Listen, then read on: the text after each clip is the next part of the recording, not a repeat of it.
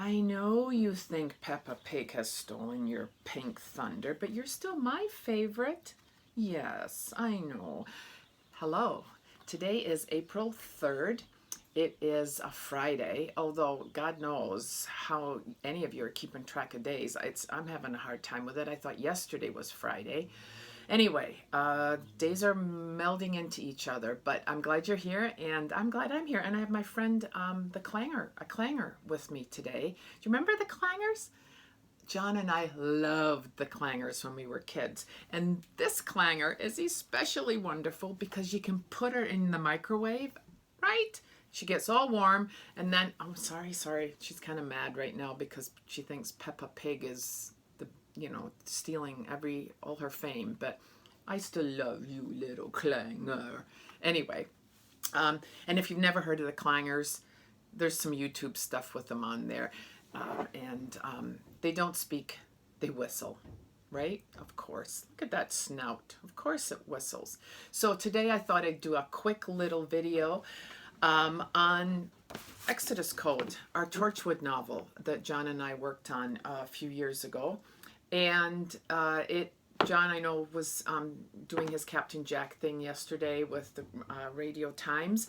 And so I just thought I would just follow up. And if you haven't heard of the book, what? I have a chance for you to win a copy from me in a few minutes. Stay tuned.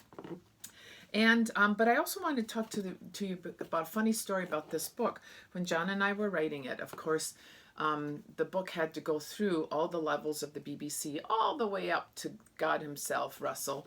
Hey, Russell. And to get approval. But one of the themes in this book, as you will know if you read it, and I'm not going to give this away, it has to do with synesthesia and the how people who are synesthetes can sometimes taste things they touch, not by licking them, but touching things, and then they get a taste in their mouth. And John, when he read the first draft that I wrote of this book after we put together all our notes and things, he said to me, he said, "How do you know so much about synesthesia?" And I said, "Well, I have synesthesia." And he looked at me like, "What the?" And it's right. I guess I never, I know everybody knew I had synesthesia, but maybe he just didn't. I don't know. It's obviously not paying attention. Anyway, yes, I have graphene color synesthesia, and I discovered it in college. I was describing a calendar to somebody that I don't even remember the context anymore. And I was saying how January was sort of a tan colored, and when I say January in my head, it's sort of a tan colored sandy color, and it's a bar shape, like a long rectangle. February is white, pure white. March is a kind of greeny brown color. April is red, and April is a little tiny square. Even as I'm describing it, that's what I'm seeing in my head. And for a long time, people thought that people were just imagining those things. And of course, now there's been a ton of stuff done on synesthesia to recognize that it has to do with sensory disconnects and connects. I'm not going to explain the whole thing to you all, but if you do want to know more about synesthesia, because it's an important part of this book, I did a lot of research on it, obviously. I have a pretty mild case. I also, when I see numbers, when I say numbers, I see colors. When I say days of the week, I see colors and shapes. Anyway, Wednesday is indigo blue. My Wednesday is not. My Wednesday's kind of the color of dried corn husks. Anyway, so Wednesday is indigo blue, discovering the brain of a synesthete, or on synesthesia. It's a really interesting book.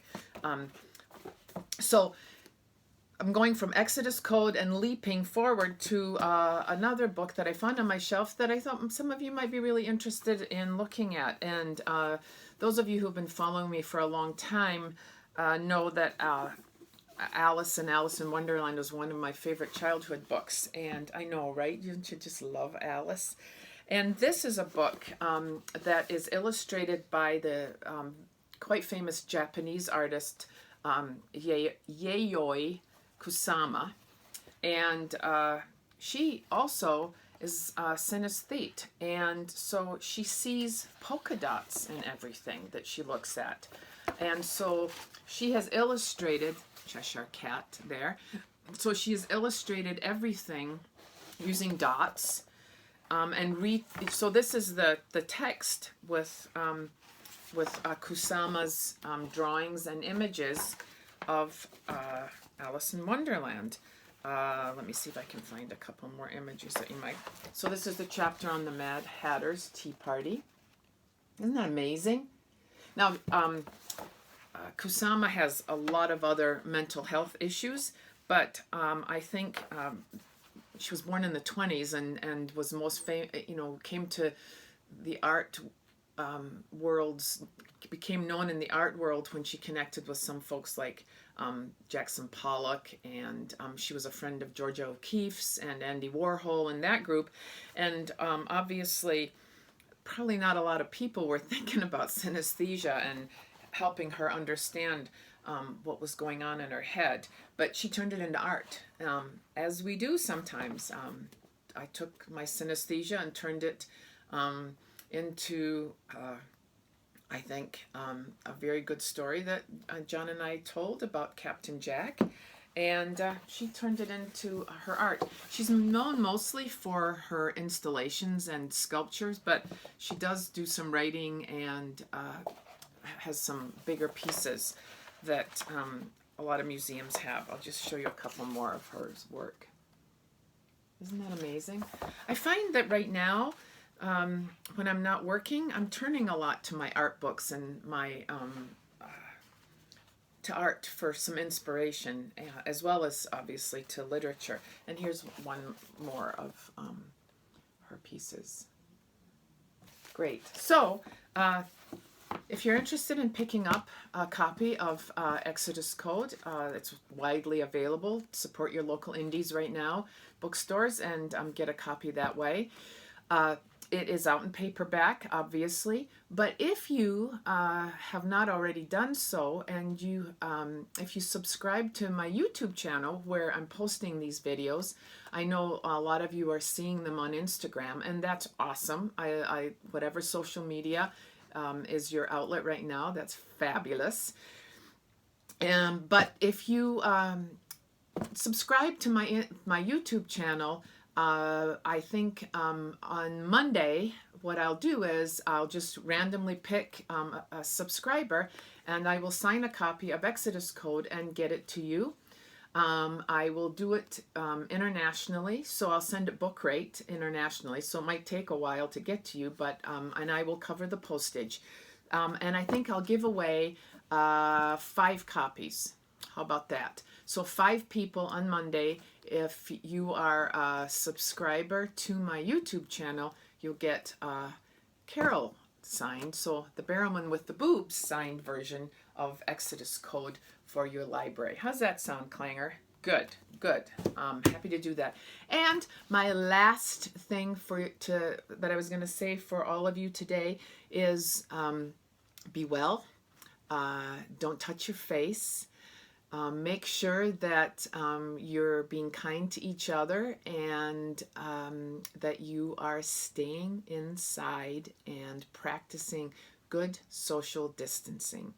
So I'm going to go microwave this Clanger. I kind of heard something here yesterday. Do you think you could, if I sit you on my shoulder? So bye.